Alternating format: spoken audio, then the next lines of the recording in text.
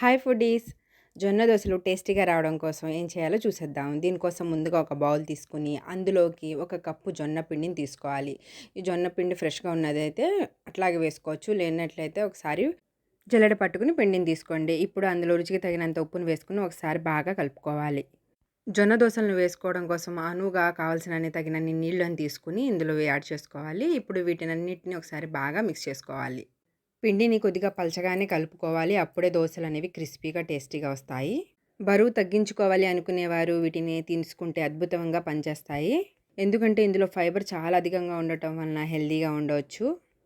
వీడియోలో చూపించిన విధంగా పిండి కన్సిస్టెన్సీ ఈ విధంగా ఉండాలి. ఇప్పుడు ఇందులో సన్నగా తరిగిన ఒక ఉల్లిపాయ ముక్కల్ని ఇందులో వేసుకోవాలి. ఒక స్పూన్ జీలకర్రను కూడా యాడ్ చేసుకొని, ఇంకా ఇందులోనే సన్నగా తరిగిన పచ్చిమిర్చి ముక్కల్ని కూడా యాడ్ చేసుకోండి. ఇంకా సన్నగా తరిగిన కొత్తిమీర ఇష్టం లేని వాళ్ళు కొత్తిమీర తరుగుని స్కిప్ చేసేసుకోవచ్చు. ఇంకా ఇందులో సన్నగా తరిగిన కరివేపాకు ఆకుల్ని కూడా ఇందులో యాడ్ చేసుకొని వీటన్నిటిని బాగా కలిసే విధంగా కలుపుకోవాలి. జొన్నలు ఎక్కువగా తీసుకుంటే గుండె ఆరోగ్యం పదిలంగా ఉంటుంది. ఇంకా కొలెస్ట్రాల్‌ని బాగా తగ్గిస్తాయి. అలాగే రోగనిరోధక శక్తిని పెంచుతుంది.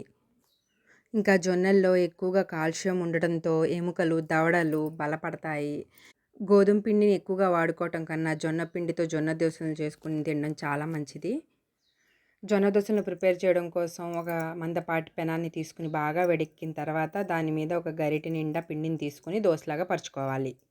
దోసను పలచగానైనా వేసుకోవచ్చు, లేదా కొంచెం లావుగా కావాలన్నా వేసుకోవచ్చు. ఇలా వేసుకున్న దోస మీద కొద్దిగా ఆయిల్ వేసుకుని పైనుంచి మూత మూసేసుకోవాలి.